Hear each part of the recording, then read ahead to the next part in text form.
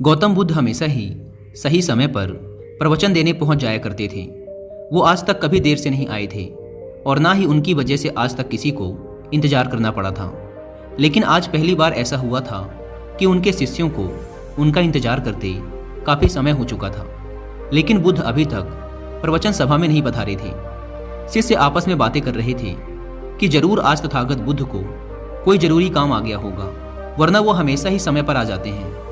शिष्य ये बातें कर ही रहे थे कि तभी अचानक गौतम बुद्ध अपने हाथ में कमल का एक फूल लिए वहां आ पहुंचे और एक पेड़ के नीचे लगे आसन पर आकर बैठ गए।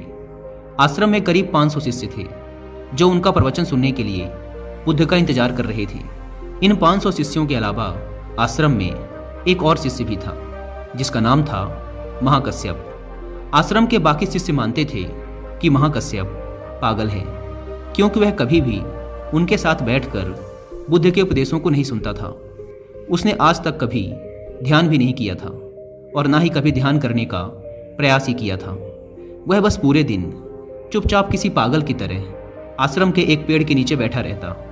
ना ही उसके पास कोई बात करने आता और ना ही वो किसी से बात करता। जब उसका मन करता तो आसपास के गांवों में जाकर थोड़ी सी भिक्षा मांग लेता और भिक्षा में जो कुछ भी मिलता उसे खाकर उसी पेड़ के नीचे फिर बैठ जाता। वह बस पूरे दिन आश्रम के पेड़ पौधे, आसपास बिखरे पत्ते, घास और आश्रम में आते जाते भिक्षुओं को ध्यान से देखता रहता। सभी का विश्वास था कि वो एक धार्मिक इंसान नहीं है। आश्रम में रहने वाले सभी भिक्षुओं का मानना था कि वो एक पागल और मूर्ख इंसान है जिसे कोई भी कुछ नहीं सिखा सकता। तो आज के दिन गौतम बुद्ध आए और आकर आसन में बैठ गए। बैठते ही उन्होंने अपने हाथ में लिए कमल के फूल को देखना शुरू कर दिया।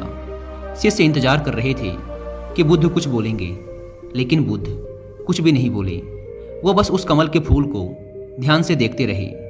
बुद्ध उस कमल के फूल को देखने में इतने खो गए, इतने ध्यान मग्न हो गए कि कब मिनट घंटों में बदल गए उन्हें पता ही नहीं चला। कई घंटे गुजर चुके थे, लेकिन बुद्ध ने एक शब्द भी नहीं बोला था। वो बस उस कमल के फूल को देखे जा रहे थे।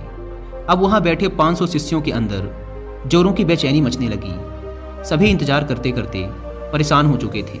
तभी अचानक वहां बैठे भिक्षुओं को पीछे से किसी के जोर से हंसने की आवाज आई। उन्होंने पीछे मुड़कर देखा तो उनके आश्चर्य का ठिकाना ना रहा। महाकश्यप बुद्ध की तरफ देखकर जोर जोर से हंस रहा था। इतने सालों में लोगों ने आज उसे पहली बार हंसते हुए देखा था। इससे पहले वो कभी ना हंसा था। वो भी इतनी अद्भुत हंसी, लग रहा था मानो सारा ब्रह्मांड उसके साथ हंस रहा हो। उसकी भयंकर हंसी पूरे आश्रम में गूंज रही थी और वो बस हंसे जा रहा था। भिक्षुओं ने बुद्ध की तरफ देखा। वो अभी भी उस कमल के फूल को ही देख रहे थे और उनके आंखों से आंसुओं की धारा बहे जा रही थी। थोड़ी देर बाद महाकश्यप ने हंसना बंद कर दिया। उसके बाद बुद्ध ने अपनी नज़र कमल के फूल से हटाई और वहां बैठे भिक्षुओं की तरफ देखकर कहा, मैं जो कुछ भी तुम्हें शब्दों के माध्यम से दे सकता था, मैंने वो सब तुम्हें पहले ही दे दिया है। लेकिन जो शब्दों के माध्यम से नहीं दिया जा सकता, वो मैंने महाकश्यप को दे दिया है। और यहाँ से शुरुआत होती है जिन की। जिन एक संस्कृत का शब्द है जिसका मतलब होता है ध्यान।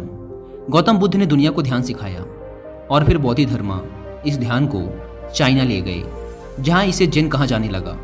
फिर चाइना से होते हुए ये जिन परंपरा जापान, कोरिया और दक्षिण पूर्व एशिया के कई देशों में फैल गई। जिन आत्मज्ञान प्राप्त करने का एक बहुत ही अजीब लेकिन अद्भुत तरीका है, क्योंकि इसमें किसी भी तरह की कोई बाधा, कोई बंधन नहीं है। क्योंकि इस परंपरा का ना तो कोई निश्चित विज्ञान है, ना कोई शिक्षाएं, ना कोई ग्रंथ और ना ही कोई निश्चित अभ्यास करने की विधि। बस आपको अपनी आंखें बंद करके बैठ जाना है और इंतजार करना है। फिर यह घटना आज नहीं तो कल आपके अंदर घटी जाएगी। जिन परंपरा में ध्यान करने का कोई निश्चित तरीका नहीं है। इसमें बस आपको जागरूक होकर यह देखना होता है कि आपके दिमाग में किस तरह के विचार उठ रहे हैं। लेकिन आपको उन विचारों में उलझना नहीं है, बस उन्हें देखना है। एक विचार उठेगा और फिर वो अपने आप गायब भी हो जाएगा। बस आपको उन्हें पूरी जागरूकता के साथ देखते रहना है। जब आप मन में उठने वाले किसी एक विचार का निरीक्षण पूरी जागरूकता के साथ करते हैं और फिर जब वो विचार आपके मन से गायब हो जाता है और आप दूसरे विचार के निरीक्षण के लिए तैयार होते हैं, तो आप पाएंगे कि दूसरा विचार उतनी तेजी और जल्दी से नहीं उठा। ऐसा इसलिए होता है क्योंकि जब आप अपने मन के विचारों पर ध्यान देना शुरू कर देते हैं तो हमारे मन की भाग दौड़ कम हो जाती है और मन शांत होने लगता है।